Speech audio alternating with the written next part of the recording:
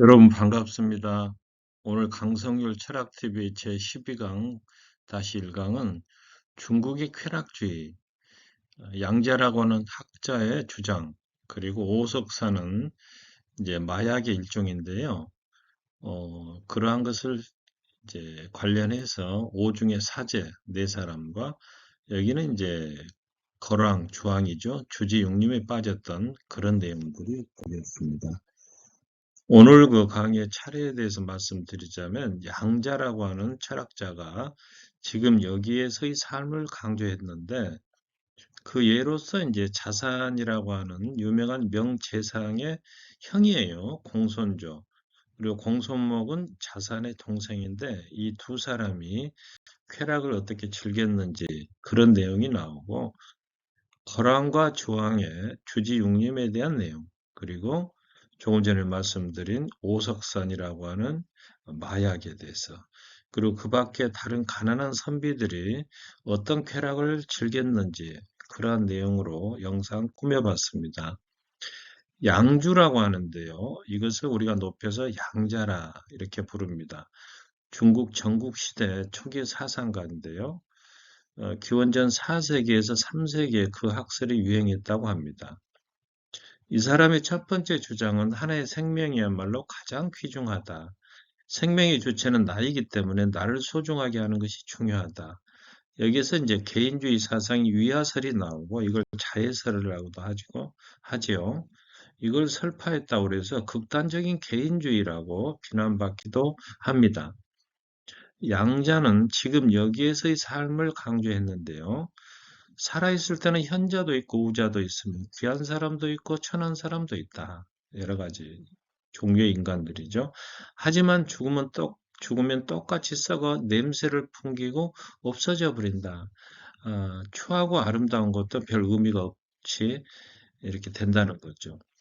10년을 살다 죽으나 100년을 살다 죽으나 죽는 것은 매 한 가지이고 죽으면 누구나 똑같이 썩어서 뼈만 남는다. 그러니 지금 여기에서 삶을 즐기도록 하라. 이렇게 말을 하고 있습니다. 자산의 형인 공손조는 자기 집 뒤뜰에 술독을 가득 채워놓고 창고에는 이렇게 누룩이 차 있습니다.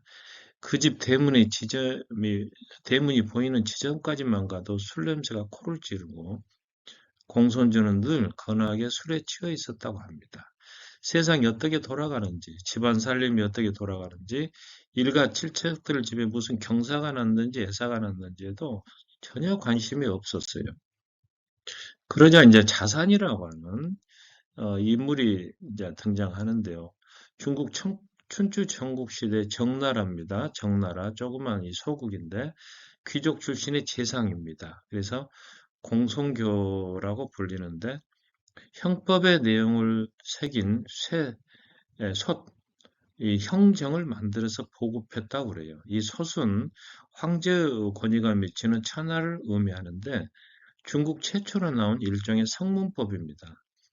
귀족들은 이렇게 된 백성들이 법을 알게 되면은 자기들의 특권이 줄어들 것을 염려해서 적극 반대했다고 그래요. 자산과 같은 생각을 가지고 있던 사람이 같은 나라 등석인데 이 사람은 죽형이라고 하는 대나무로 된 책에다가 형법을 기록해서 사람들에게 나눠줬습니다. 그러니까 이제 귀족들로부터 반감을 샀을 뿐만 아니라 이 등석은 양가 지설, 둘이 싸우면은 이쪽도 옳고 저쪽도 옳다고 하는 이 변론을 갖다가 주장함으로써 사람들의 원망을 샀고 또 자산의 정치를 비난하고 나섰습니다. 그래서 할 수 없이 자산은 등석을 처형할 수밖에 없었는데요. 그러고 나자 이제 민심이 복종하게 되고 법률이 바르게 행해졌다고 합니다.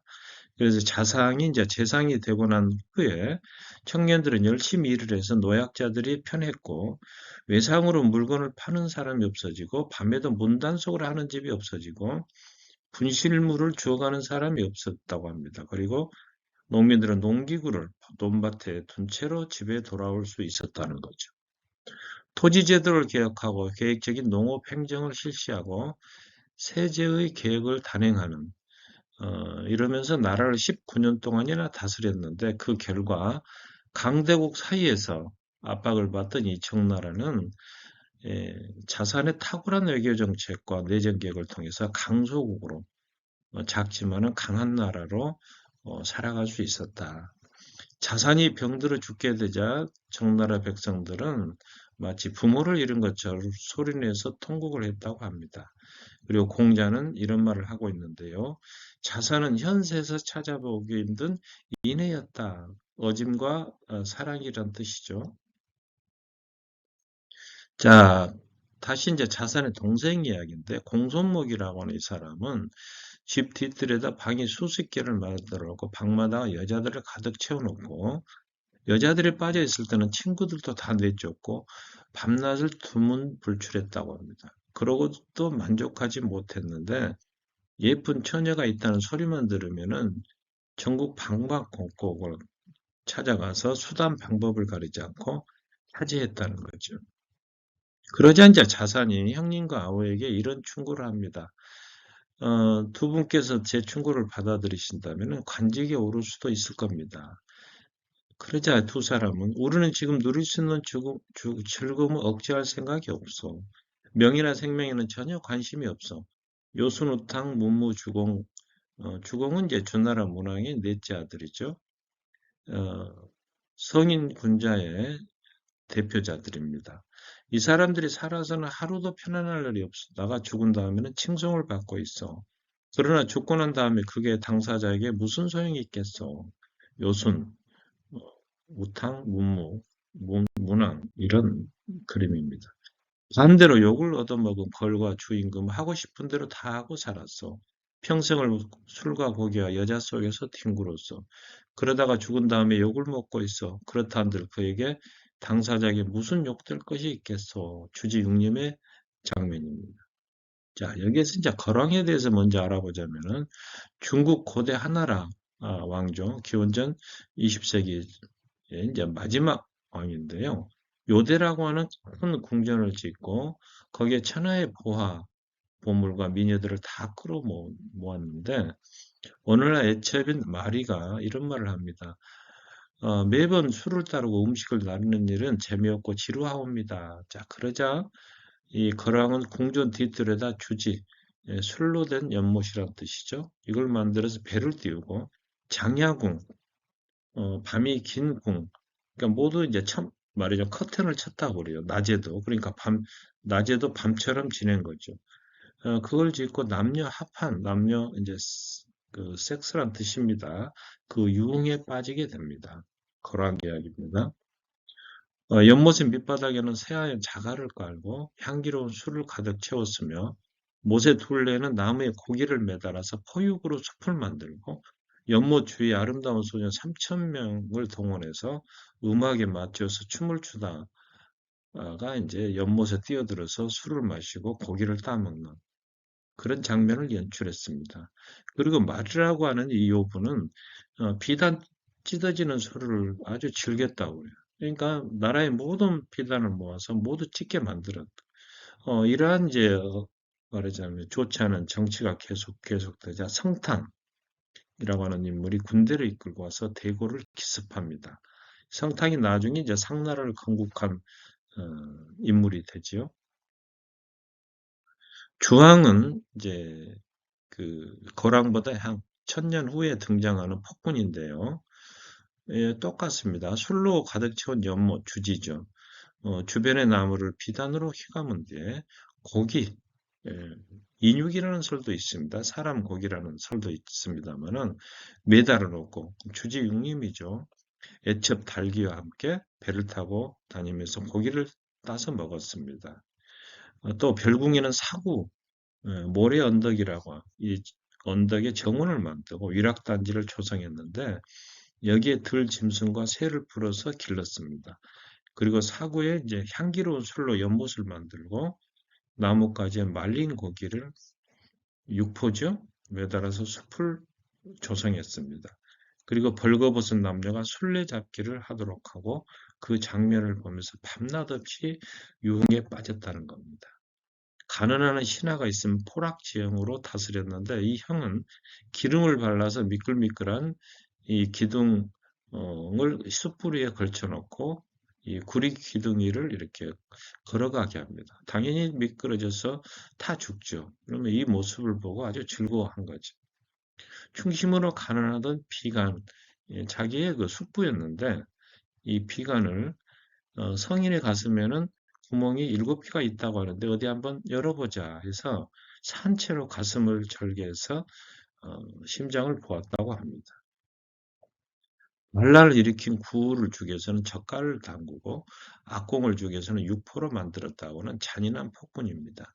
그러나 무왕과의 싸움에서 패배한 후에 보석이 박힌 옷을 몸에 휘감고 물속에 몸을 던지면서 나는 너희들에게 패배한 것이 아니라 내 스스로 불나라로 가는 것이다. 이렇게 말을 하자 무왕은 다시 그 시체를 찾아내서 목을 쳤다고 합니다. 여기는 이제 부관 참시하는 장면입니다.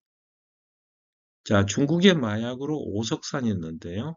육조 전체를 통틀어서 귀족에게 인기가 있었던 겁니다.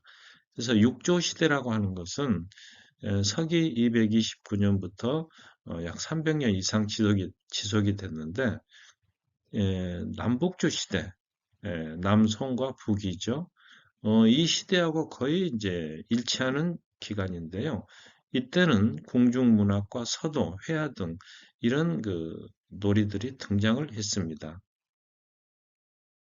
오석산이라고 하는 것은 석종유, 석유황, 백석영, 자석영, 적성지 같은 광물들을 조합해서 만든 마약인데요. 제조 공정도 까다롭고 그러니까 희귀하죠. 값이 비쌌기 때문에 귀족의 지위를 과시하는 용어로도 사용이 됐습니다. 여기는 오석산이고 이 그림은 청나라의 몰락을 가져왔던 아편의 모습입니다. 아편하는 모습. 그 아편 전쟁이 일어나지 않았습니까? 오석산을 최초로 복용한 인물은 하한인데요. 이 하한은 자기 어머니가 조조의 첩이었습니다. 그래서 조조의 양자 혹은 조조의 사위라고 일컬어지는데 조조가 누구냐면 여러분들 잘 아시죠?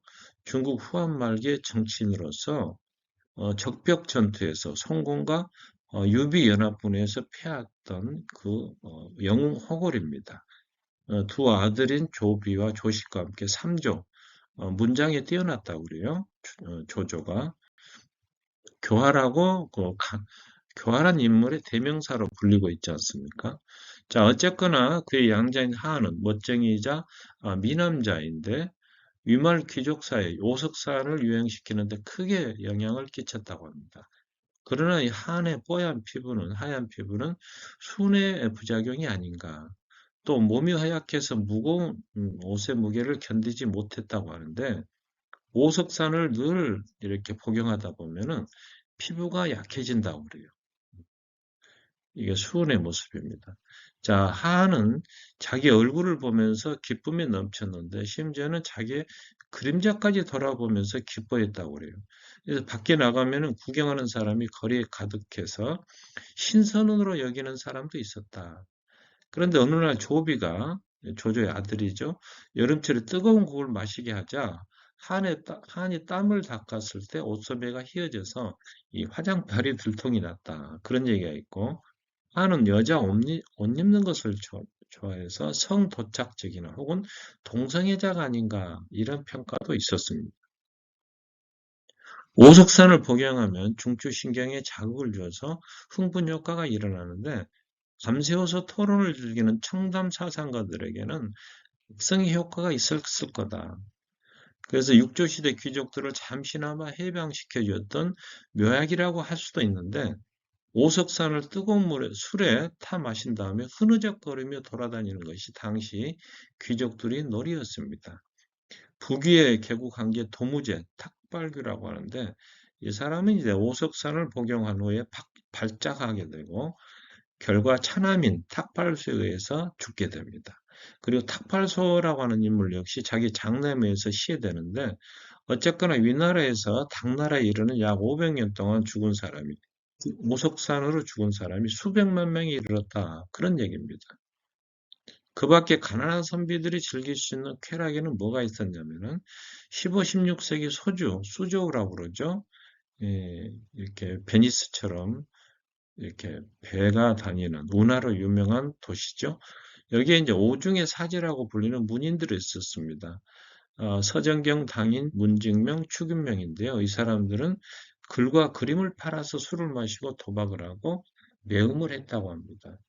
오중, 오중사제 혹은 오중사제자는 여기에서 오중이라고 하는 것은 오군 혹은 소주부를 가리키고 이들의 작품에는 자유분방한 시인의 생활 태도와 솔직한 개성이 드러나 있다. 대개 이제 소주, 항주, 상해 이렇게 해서 묶어서 여행을 많이 가지요. 이 사람들은 인생을 즐기며 반권력적인 희은, 거리의 은자의 삶을 살았다. 그런데 과거에 응시했는데 네 사람이 모두 응시했는데 서정경만 합격을 하고 셋은 모두 낙방을 하게 됩니다.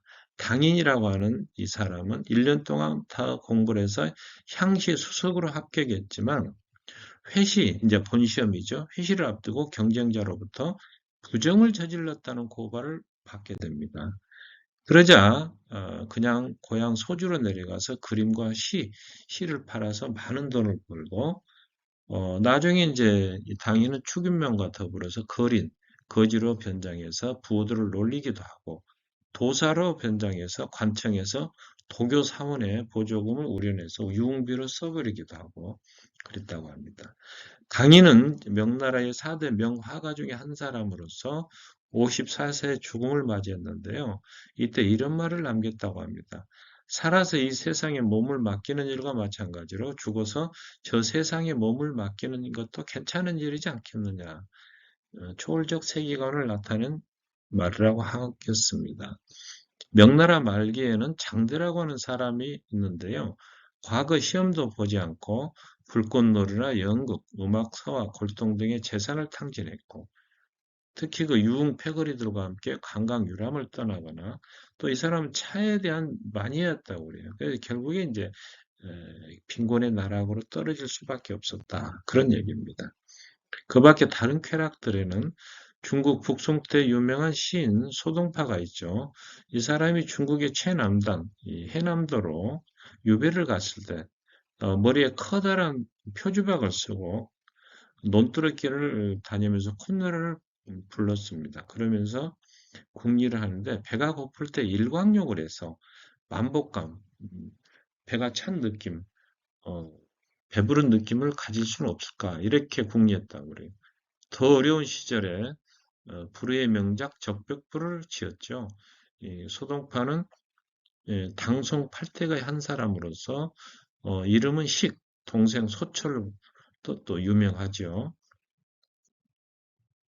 적벽부라고 하는 이 시는 소동파가 유배진 황조의 창장강, 즉 양쯔강에 배를 띄워서 적벽에서 이제 논일면서 지었다고 하는데 적벽대전이죠. 적벽에서 벌어졌던 삼국시대 고사 어, 유비연합군과 조조가 싸웠던 유비가 승리를 거두었던 이 고사를 생각하면서 덧없는 인생에서 벗어나서 자연과의 합의를 노래한 작품입니다. 이게 이제 적벽대전 영화 포스터죠.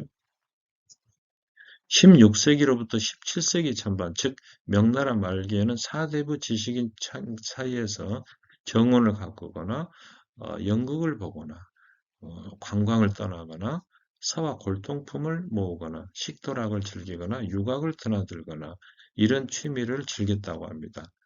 여기는 상해 있는 개인 정원이죠. 여기는 골동품 상해, 여기는 경극, 북경의 연극이란 뜻입니다. 여기는 육악에서 이제 여자들과 즐기는 그런 장면입니다. 오늘 강의를 정리하도록 하겠습니다. 양자는 위아설이라고 해서 극단적인 개인주의라고 비판받기도 합니다만은 지금 여기에서 삶을 즐기도록 하라 해서 쾌락주의를 주장했고 자산의 형인 공손주는 술에 그의 동생인 공손목은 여자에 빠져 있었습니다.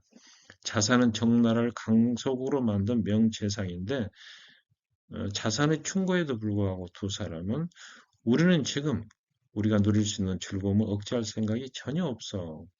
이렇게 대답을 했습니다.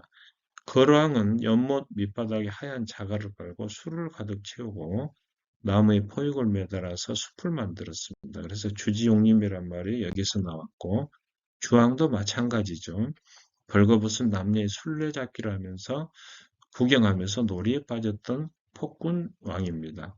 광석으로 만든 마약 오석산을 즐긴 사람이 한이었는데, 이 사람은 오석산을 유행시키는데 크게 기여를 했고 15, 16세기에는 소주에 수저우에 오중의 사제라고 하는 네 사람의 인물이 등장해서 가난하니까 글과 그림을 팔아서 술을 마시고 도박을 하고 매음을 했습니다.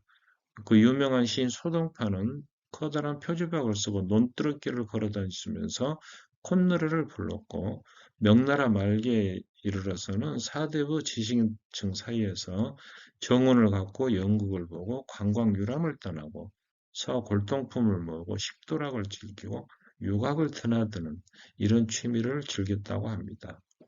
여러분 여기를 이제 참고해 주시고 오늘 또 시청해 주셔서 감사합니다.